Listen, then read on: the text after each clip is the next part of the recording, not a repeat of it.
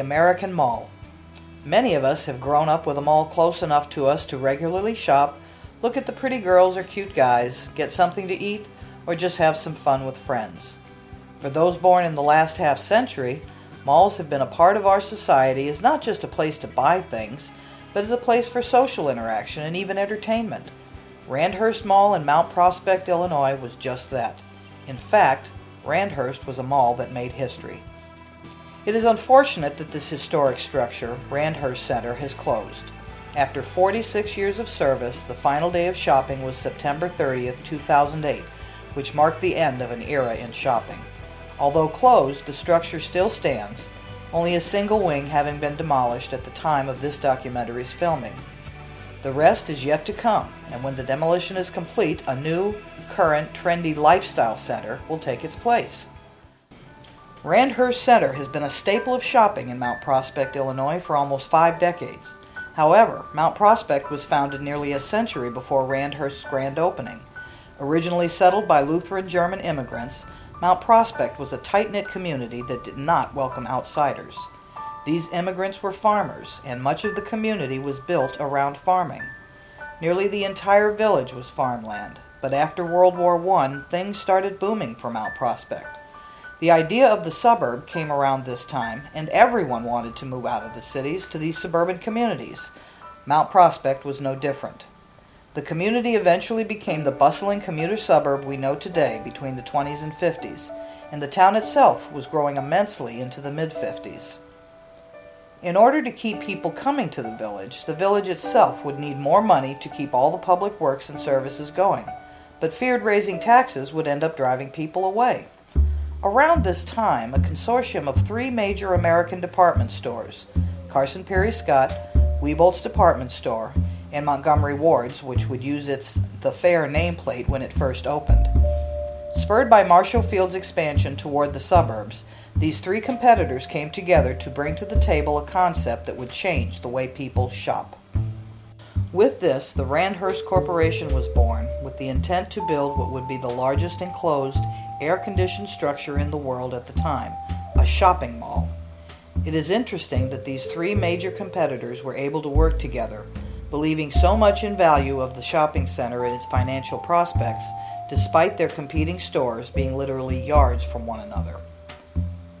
When choosing a village to make this grand concept come to life, the idea was to find a location with easy access by roadway, as this shopping mall would be built with the idea that people would be driving to it from many surrounding communities in the northwest suburbs. It is widely thought, incorrectly, that Randhurst was trying to compete with Chicago itself.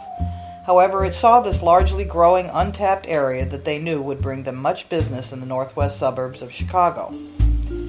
The community of Mount Prospect was first choice by the Randhurst Corporation, as it had many major roadways going through it, which included Elmhurst Road, Rand Road, Euclid Road, and Foundry Road. In fact, these roads are where the mall would find its name. Rand Road and Elmhurst Road were combined to become Randhurst. Although there were many reasons for the Randhurst Corporation to build the mall in Mount Prospect, it would seem that had Mount Prospect not wanted the mall, many other communities would have gladly taken it. The main reasons for the mall coming to Mount Prospect would include its proximity to surrounding communities and major roadways, its growth potential, which was projected to be 1 million people within a 20-minute drive of the mall by 1975, and, off the record, Mount Prospect's willingness to play ball. The village itself stood to make a lot of money from the sales tax revenues that the mall would bring to the village, allowing for village taxes to stay at the same level and continue to attract people to move to their village. The village would also incorporate the land that the mall sat on to provide it with public works such as fire protection, electricity, water, and more. Overall, Mount Prospect was able to make the building of this mall in their village as easy and painless as possible for the Randhurst Corporation, which would be the main reason it would be the host of this massive and ambitious project. The Randhurst Corporation was looking to build the mall on a 100-acre piece of land in close proximity to major roads. This made the Miller-Techmeyer farm the prime location. The farm was the oldest and longest-running farm in Mount Prospect, starting in 1864 and running well into the early 50s. It was a huge 80-acre area of land, which would make it the best site they could find, being able to get almost all of the land they needed in one fell swoop rather than trying to buy many small lots of land. The architect who would design this great structure was Victor Gruen, who was a classic American success story. He immigrated from his native Austria to escape Nazi persecution as he was Jewish. It is said that he arrived in America with nothing but the clothes on his back and his slide rule. His luck did turn around, though, and by the 1950s he was considered among the best, if not the best, commercial architect in the country. He saw the shopping mall not as an imposing force set on destroying the downtowns of communities, but as a modern town square that not only included shopping but civic facilities and office space. This idea of the shopping mall was dependent on the automobile and the notion of making a shopping trip an event, as opposed to an errand. This is ironic, as Gruen himself was said to both loathe driving and shopping.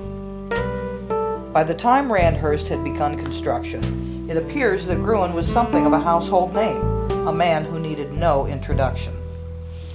All accounts of Randhurst's design introduced Gruen's firm as though it were a status symbol.